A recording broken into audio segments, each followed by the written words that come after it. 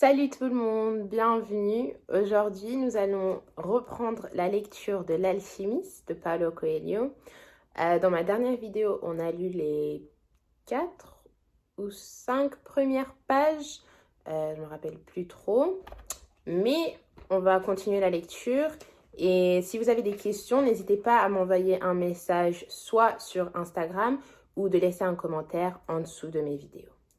Ok, donc on a laissé notre personnage principal, Santiago, sur une colline à côté d'une église abandonnée. Il s'apprête à aller à une ville où il avait rencontré une femme il y a 1 an.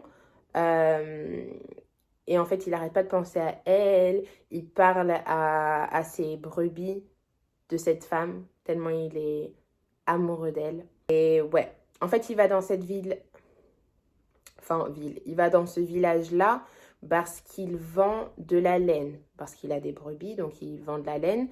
Et le père de cette fille a un magasin de tissus, et donc c'est pour ça qu'il va aller au village pour aller vendre de la laine. Et là, on sent qu'il est tout excité parce qu'il va revoir cette femme aux beaux cheveux noirs, longs et noirs. Et donc ouais, bon. Il ne manquait plus maintenant que 4 jours pour arriver dans cette même bourgade. Il était tout excité et en même temps plein d'incertitudes. Peut-être la jeune fille l'aurait-elle oublié. Il ne manquait pas de bergers qui passaient par là pour vendre de la laine. Peu importe, dit-il, parlant à ses brebis. Moi aussi je connais d'autres filles dans d'autres villes. Mais, dans le fond de son cœur, il savait que c'était loin d'être sans importance et que les bergers, comme les marins ou les commis voyageurs, connaissait toujours une ville où existe quelqu'un capable de leur faire oublier le plaisir de courir le monde en toute liberté. So here it's saying, only 4 days until he arrives into this village. He was very excited. He's really excited, but at the same time full of uncertainty. Maybe this girl, this woman, had forgotten him. Il ne manquait pas de bergers qui passaient par là pour vendre de la laine. He's basically saying there are plenty of shepherds going into this village to sell wool. Maybe she's met someone else. And he says to his sheep, well, whatever. Me too. Alors que paraissaient les premières lueurs de l'aube, le berger commença à faire avancer ses moutons dans la direction du soleil levant. Ils n'ont jamais besoin de prendre une décision, pensa-t-il. C'est peut-être pour cette raison qu'ils restent toujours auprès de moi. Le seul besoin qu'éprouvaient les moutons, c'était celui d'eau et de nourriture. Et tant que le berger connaîtrait les meilleurs pâturages d'Andalousie, ils seraient toujours ses amis. Même si tous les jours étaient semblables les uns aux autres, faits de longues heures qui se traînaient entre le lever et le coucher du soleil, même s'ils n'avaient jamais lu le moindre livre au cours de leur brève existence et ignoraient la langue des hommes qui racontaient ce qui se passait dans les villages. Ils se contentaient de nourriture et d'eau, et c'était en effet bien suffisant. En échange, ils offraient généreusement leur laine, leur compagnie et de temps en temps leur viande. Si d'un moment à l'autre je me transformais en monstre et me mettais à les tuer un à un, ils ne commenceraient à comprendre qu'une fois le troupeau déjà presque tout entier exterminé, pensa-t-il. Parce qu'ils ont confiance en moi et qu'ils ont cessé de se fier à leur propre instinct. Tout cela parce que c'est moi qui les mène au pâturage. Le jeune homme commença à se surprendre de ses propres pensées, à les trouver bizarres. L'église, avec ce sycomore qui poussait à l'extérieur, était peut-être hantée. Let me stop there because there's quite a lot to explain. Let me stop here to explain. We're not finished reading yet. So, alors que paraissaient les premières lueurs de l'aube, as dawn was showing its first rays, the shepherd started to move his herd of sheep in the direction of the rising sun. And he's thinking to himself, or he's thinking out loud, ils n'ont jamais besoin de prendre une décision. They never have to think about making a decision. That's maybe why they choose to stay near me. because the only need that they express is food and water, the need for food and water.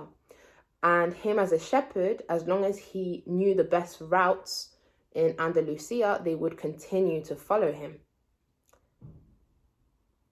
Even if every day was literally the same, from sunrise to sunset, and they had never read any books, obviously they're sheep, they're content with just food and water.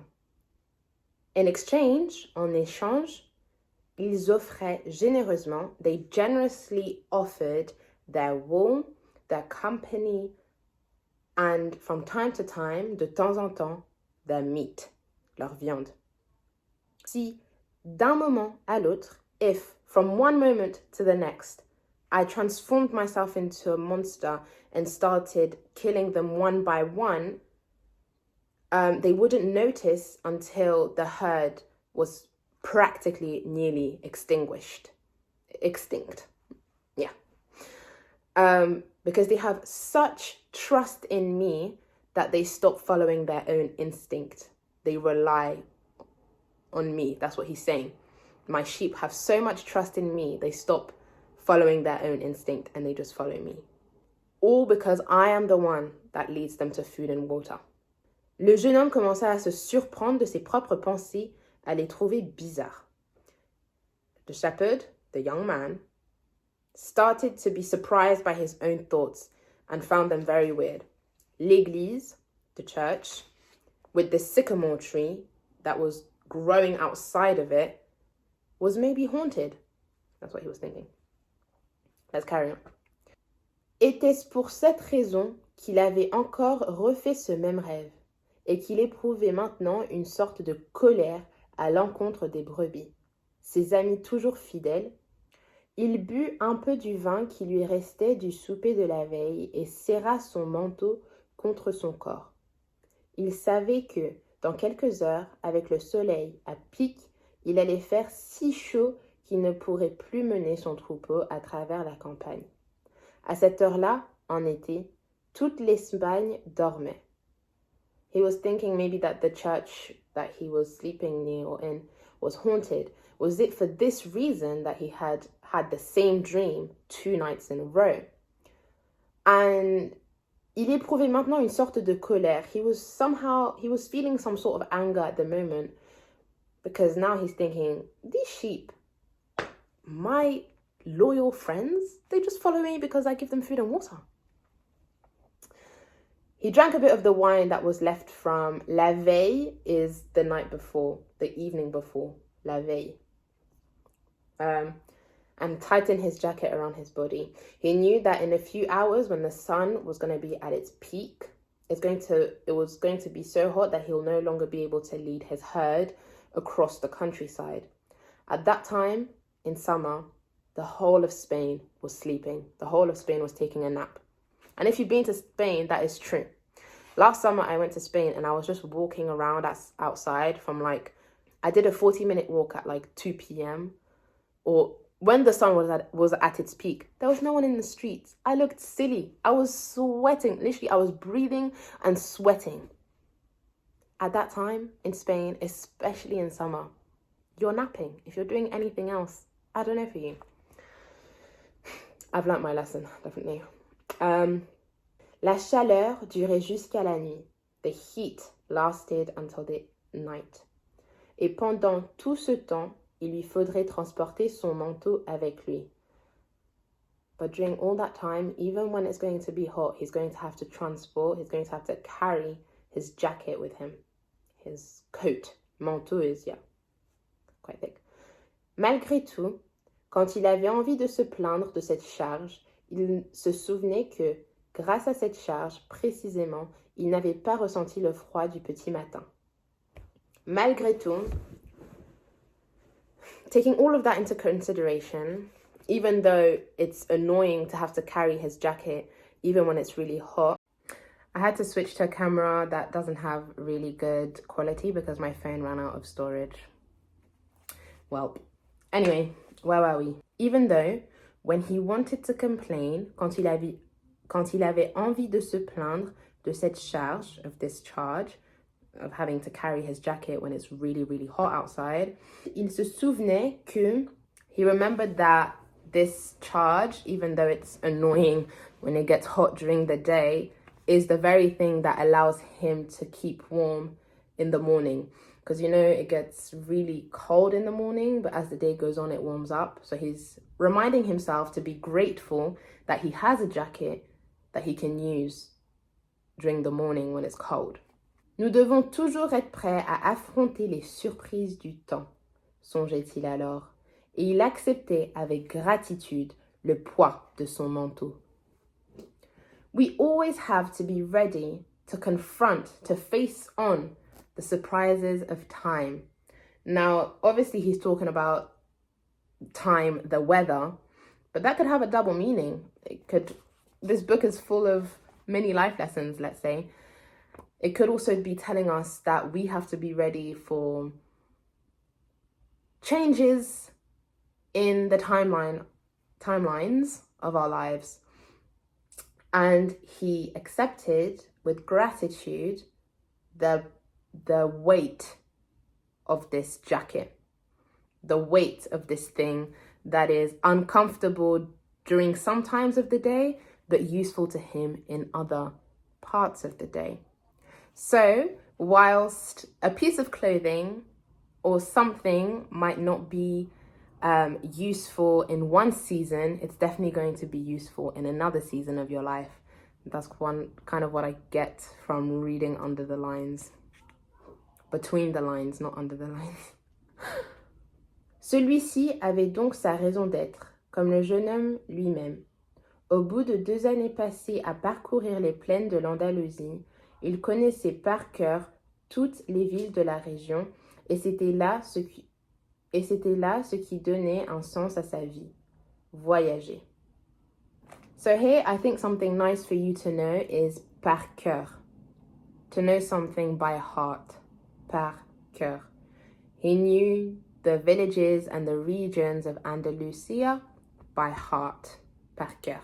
And that's what gave him a sense of life, traveling, voyager. Il avait l'intention, cette fois-ci, d'expliquer à la jeune fille pourquoi un simple berger peut savoir lire. Jusqu'à l'âge de 16 ans, il avait fréquenté le séminaire. Ses parents auraient voulu faire de lui un prêtre, motif de fierté pour une humble famille païsienne. Paysanne, pardon. Qui travaillait tout juste pour la nourriture et l'eau, comme ses moutons.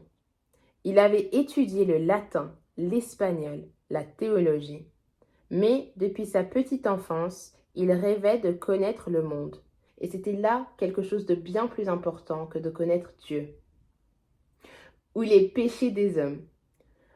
Okay, so he's saying that this time, when he's going to this village, his intention is to tell the girl why a simple shepherd knows how to read. Because if you remember, when he was recounting his first encounter with the girl, she had asked him, if you can read so well, like if you're educated, why are you just a shepherd?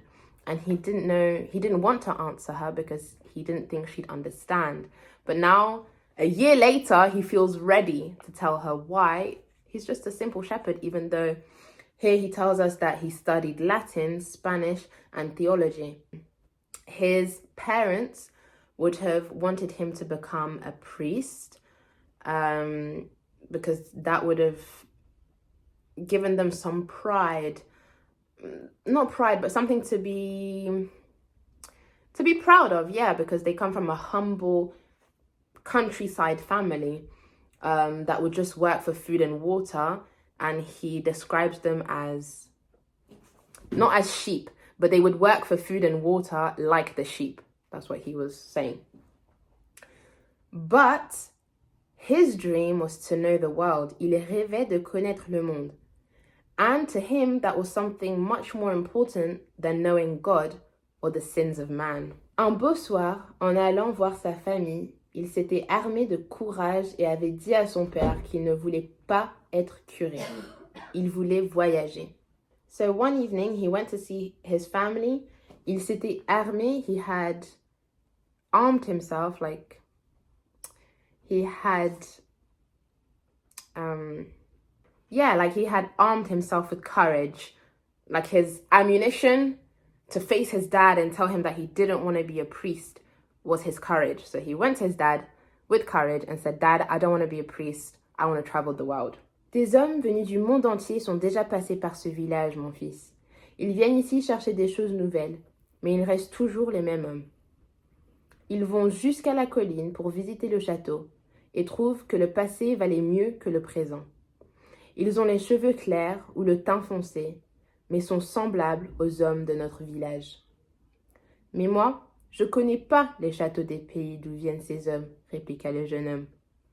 Ces hommes, quand ils voient nos champs et nos femmes, disent qu'ils aimeraient vivre ici pour toujours, poursuivit le père.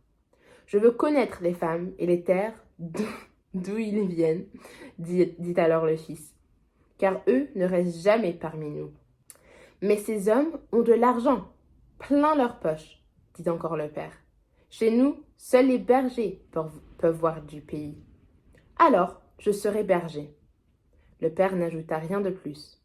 Le lendemain, il donna à son fils une bourse qui contenait 3 vieilles pièces d'or espagnoles. Je les ai trouvées un jour dans un champ. Dans mon idée, elles devaient aller à l'église, à l'occasion de ton ordination. Achète-toi un troupeau et va courir le monde jusqu'au jour où tu apprendras que notre château est le plus digne d'intérêt et nos femmes les plus belles.